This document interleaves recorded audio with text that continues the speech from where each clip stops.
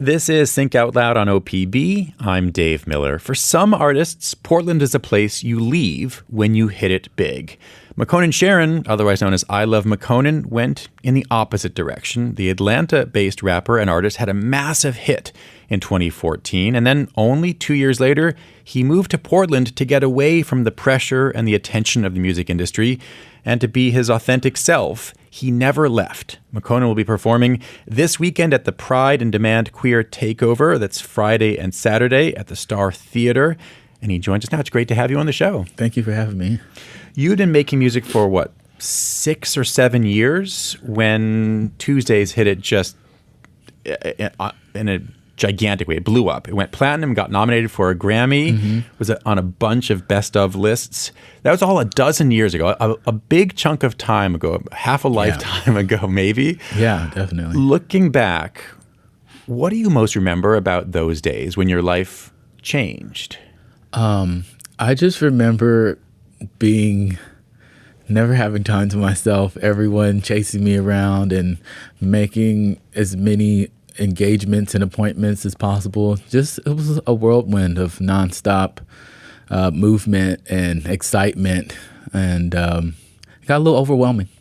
Excitement and so there were positives to it too. I mean, it was overwhelming in a good and a bad way. Yeah, in a good way, because now it's like people have finally see your art and are appreciating it and celebrating in it. But then also there comes with the negativity and the rumors and the gossip and people trying to destroy your relationships and things like that. So it gets a little overwhelming of trying to balance the positives and the negatives. You don't want to end up focusing too much on the negatives, because then you lose sight of what's happening that's positive.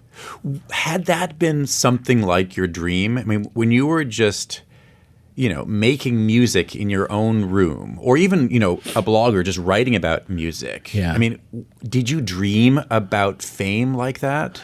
I don't think I dreamt about fame like that, but I did want to get my music out there and be able to perform and have people, really engage with the art that I was putting out, because for me the music is it was a therapy for me, and I wanted to be able to have it also be like a therapy for others as well, because I know that's what music did for me during times, and I felt the power of that, and I just wanted to be able to share my expression and my music and it get to people, and the fame and stuff that came with it was I think it was extra, and it was awesome, but I'd never really prepared or planned to be famous. I just wanted to be able to perform and work and do that thing. I didn't expect it to go anywhere that it went. Do you think you could have prepared for that kind of fame that quickly? No,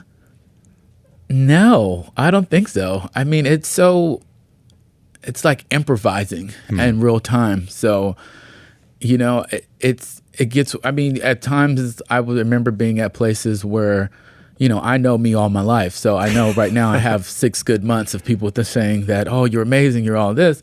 And then we're like at a club, and then they stop David Beckham to push me in. And I'm like, wait, that's David Beckham. He's like a legend. I've only been here for 6 months. This is in Atlanta or wherever you were? Yeah, this was in New York. In New York. Yeah, which was even crazier, because it's I'm from Atlanta, right? And so then I go to New York, which is a huge city and, celebrity and fame and all this stuff. And now they're treating me like I'm of more importance than other people who I would have always considered more important than me. So that was kind of shocking. Do you mind if we listen to part of the song? Yeah, of course. Okay, this is part of Tuesday.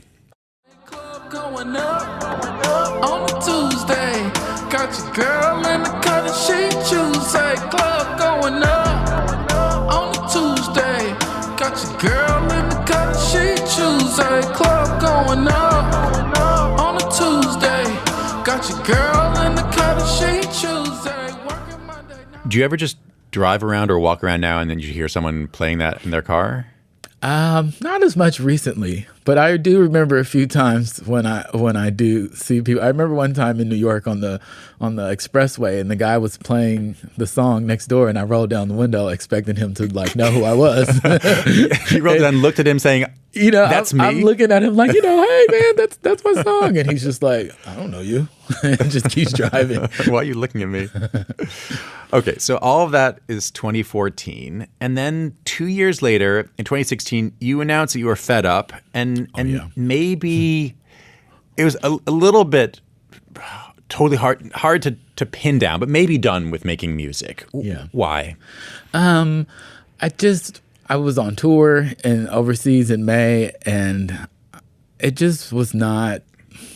It wasn't working out. I felt like the media was attacking me, and my music was just becoming a second thought of the conversation, and on all this drama and just I felt like for us to keep that position, we had to start fighting or dissing other artists to keep attention, and that just wasn't something that interested me, and I was having, issues from the blogs and the internet, and to where I feel like my voice isn't even being heard. Everybody just wants to hear the drama and the thing that catches the headline. And I was just, emotionally just overwhelmed and fed up, and was like, you know what, I want to retire. What brought you to Portland? Getting away from the music industry, or just the whirlwind of the things that I was in. I mean, before my song blew up and stuff, I did like 5 years on house arrest and probation in Atlanta. Then I moved straight to New York, and then it's like every night I'm out in New York and partying and doing all this socializing. And really didn't have any time for myself. And when I went to LA, I was looking at places to live, and I saw Portland. I had these 2 dogs at the time, and I saw that Oregon was really good for dogs. And they said you could bring your dog to the bar. And I was like, oh my God, this is going to be so good for my dogs. Then we found a place up here and then just drove up and was like, I've never even been here. I just want to go and get away to find myself, really. Did that happen? Yeah, I think so. What do you mean by that? Well, I got to just spend more time with myself and, stop running from, I guess, things that were causing issues in my life and just face them head on. I was able to feel comfortable enough to come out as gay here, which, is a big thing in hip hop and rap, where it's kind of not, it's like the ultimate no-no.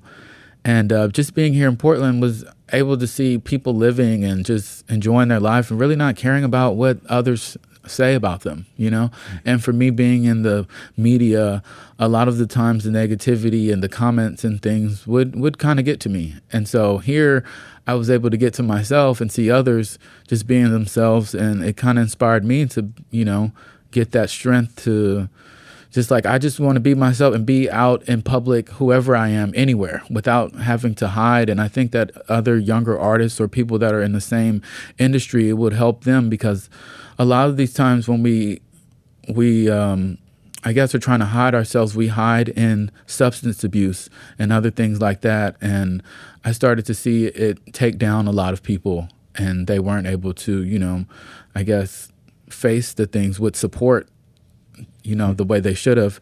And so I just wanted to do that. It was very hard for me to do, but to come out. Yeah, I felt so much strength after doing it. Of course I lost a lot of friends and a lot of people, and nobody's ever called me again who said they'll be there forever because I was famous and stuff. But then, but when I did that, it felt good to me, because it shows who's around me for the right reasons, or who really is my friend, and not based on the success I have or, the way I look in the public eye or anything like that. If you're just tuning in, I'm talking right now with the rapper and visual artist and musician Makonnen Sharon, otherwise known as iLoveMakonnen. He'll be performing this weekend at Portland's Pride and Demand Queer Takeover. It shows on Friday and Saturday at the Star Theater. How much do you think the hip-hop community's approach to queer artists has changed in that time? 2017 is when you came out. So that's a long time in cultural years.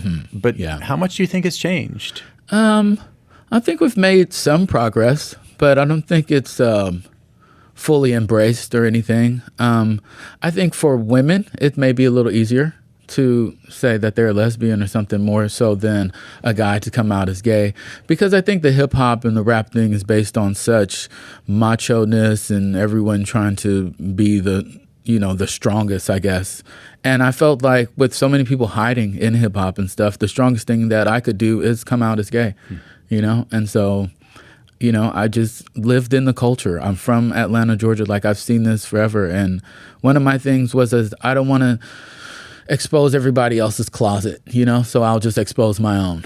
And that was one of the things I said for me to come out. But I think we've made a lot of great progress. I've seen a lot of artists be able to get support and express themselves and, show that they have art and it's more than just your sexual preference. Because I think hip hop a lot of times stops from even engaging in the art once they kind of hear about whatever personal little kind of thing you have going on.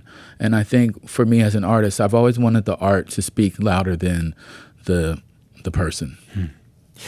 So we talked about your sort of leaving music behind, your Fed Up announcement in 2016. You had another one just a couple years ago, but am I right that you've never stopped making music? Yeah.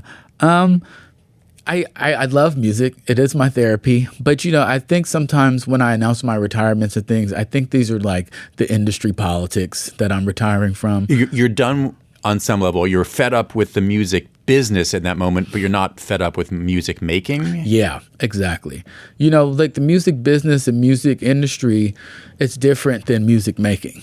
For the music business and industry, they're always looking for a profit, a hit, and that sometimes that comes by any means, even the death of an artist, And for me, music making is a therapy. It's a fun thing. It's a hobby. It's an art. I love doing it. I never really wanted to put a price on it and make it like, this is my business. And as I've been in the music business, it's been a little hard for me to detach the two of my passion and my art with, what work business wise. So a lot of times like that, I just, for me, announce that I'm retiring from that stuff so that I guess myself as an artist can get back into fully art. And then, I can put it out and fans can enjoy it. But I don't think I'm chasing after a Grammy nomination or trying to reach the Billboard top 10 and all those great things. Let's listen to a track you released just last year, almost exactly a year ago, called Is It Love? Is it love? Is it y'all? Or is it us? I could wait, but not this much. And I hate to be the one to make this fuss. Is it love? Or is it love? Is it your... What are your hopes these days when you put out a track? My hopes these days is that it gets to the human listener and somehow it is a soundtrack to their life. No matter what thing they're going through, I just hope that some way, some of my art or music is able to be there for them in a way that music and art was there for me. And so that's really what I do it for. It's for the listener now. Can you tell us about your studio, Burn Money? Yeah, Burn Money Studios. It's I partnered with my friend Jason here, who's been here for many years before me. But I think he started Burn Money in 2014 as well. And I came here in 2016, and they kind of just accepted me with open arms, and I would come over and we create and just start kind of coaching and mentoring a lot of the younger artists and producers here in Portland and Oregon. And the studio actually burned down last August in Southeast, but we were able to rebuild a new, smaller one that's in, I guess, Northeast now, Burnside and 90-something. But yeah. So you've been releasing music on and off for years. Haven't stopped. But how much live performing have you been doing in recent years? Oh, man. I think since COVID 2020, I've maybe performed 6 times. So the performances this weekend for Portland Pride, they're relatively rare ones. Why do you want to do it? I love Portland. I've always wanted to play at Portland Pride. And, Yeah, my agent told me that they were putting together this whole Portland queer takeover and asked that I want to be a part of it. And I was like, yeah, of course. This is my neighborhood. I live here. I would love to be able to perform for my neighbors. How are you feeling ahead of the performance? I am a little nervous, of course, because I think it's my first performance of the year. And then we have 2 nights back to back. So I've got some rehearsals and practicing this week, and I'm really overly excited, but that's how I get nervous. So I'm excited to put on a good show. I mean, artists often say that when you're not nervous, that's when you should worry. Oh, yeah, for sure. I mentioned you're a visual artist as well as Make Oregon 503, but music obviously still a major part of your life. What are you excited to explore next as an artist? I like doing painting and stuff, but I think what I'm excited to explore next is like more writing and storytelling. And so I want to work on I'm actually working on my book right now, a memoir. And then I'm working on writing out some television series of things I've experienced in the past, but like that have, I feel, good stories that will be able to have lessons in them for many people who don't have to maybe go through the exact same experience. Makonnen Sharon, thanks so much for joining us. It's been a pleasure talking with you. Thank you so much. Makonnen Sharon, otherwise known as I Love Makonnen. He'll be performing this weekend at Portland's Pride in Demand Queer Takeover. It's Friday and Saturday at the Star Theater. Tomorrow on the show, the clock is ticking for a Moda Center deal. The City Council will vote in just a few weeks to decide if it'll spend public money on a renovation, but details are still hazy about where that funding would come from. Our production staff includes Malia Fass, Rolly Hernandez, Gemma DiCarlo, senior producer Allison Frost, and managing producer Shiraz Sadiq. Idrissa Guy is our intern. Nalene Silva and Layla Isbell engineer the show from the Gert Boyle studio. Our technical director is Stephen Cray, and our executive producer is Sage Van Wing. Thanks so much for tuning in to Think Out Loud on OPB and KLCC. I'm Dave Miller. We'll be back tomorrow. Think Out Loud is supported by Steve and Jan Oliver, the Rose E. Tucker Charitable Trust, Ray and Marilyn Johnson, the Susan Hammer Fund of Oregon Community Foundation, and the Lang Svingard Family Fund.